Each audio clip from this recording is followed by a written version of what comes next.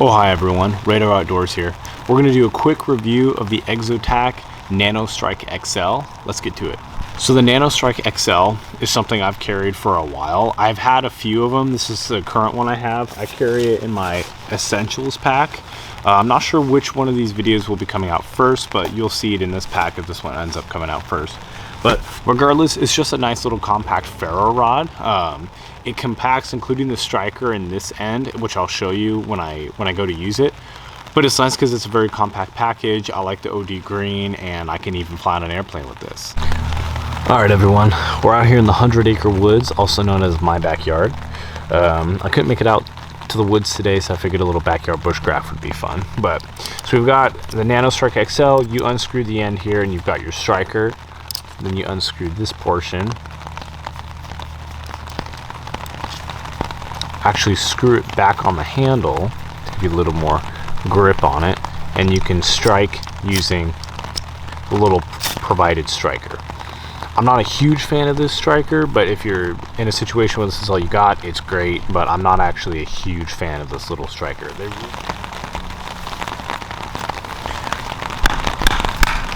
Well, Rav's content with the stick he's got, so at least we've got him distracted for now. Huh, bud?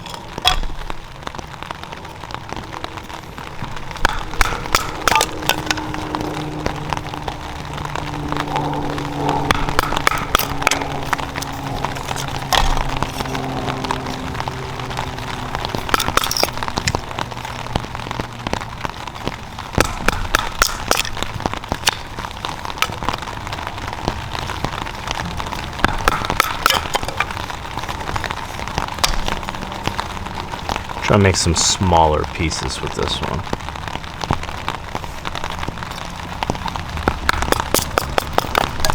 Nice.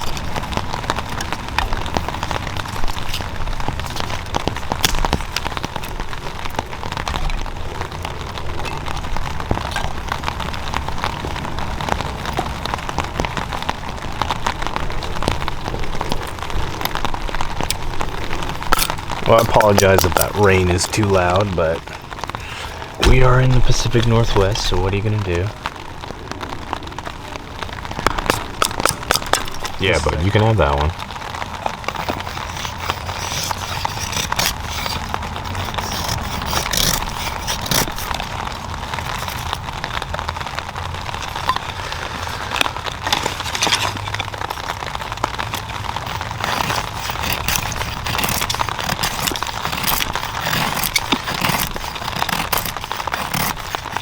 So I'm a firm believer that fire requires chaos.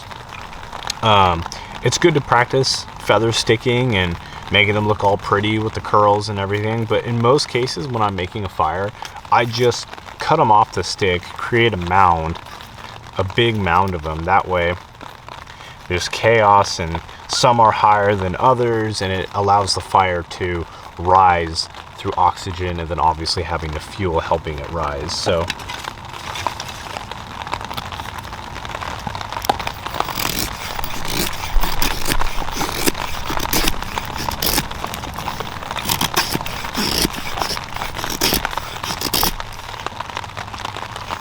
back up, back up.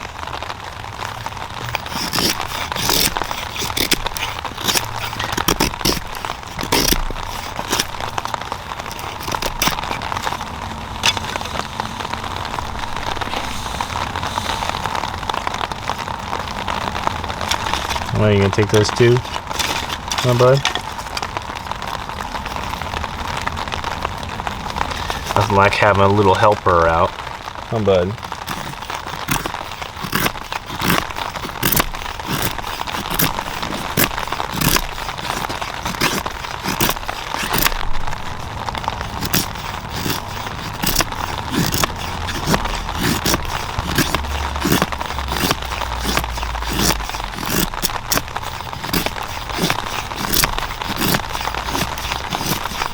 I like to rotate the stick to get new edges on every cut.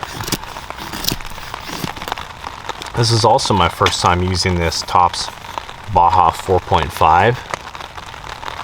So far I like it. It's a good companion size. You've got your slot for a bow drill set, which I really like. It's high carbon steel, which I like, but overall, nice high grind. I'll do a review of this one as well, but so far I really like it just as like a light companion knife. All right, so what we're gonna use to ignite our fire is we've got one of these Procamp Tech little cotton swabs mixed with different resins to help it ignite and hold a flame for a really long time.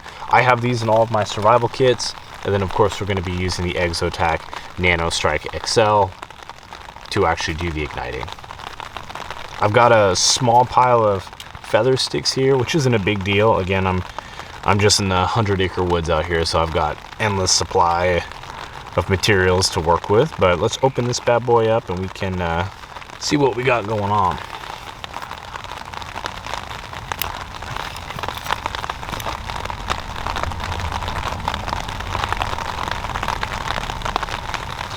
Open that one up some.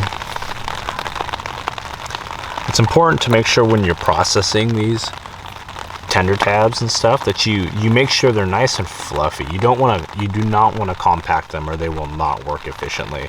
So make sure you open them up, really get them opened up, poofed out there like that. Open up all those fibers.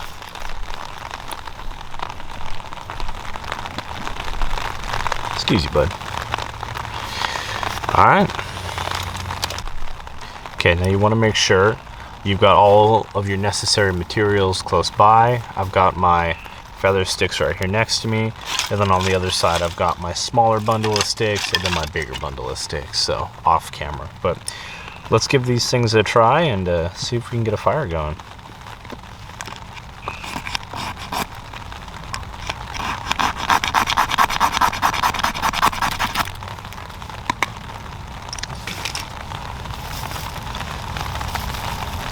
Don't want to smother, I just kind of want to hold this pile right above it. Again, not smothering it, just holding it enough to, well, A, not get burned, but then also let it start feeding into itself.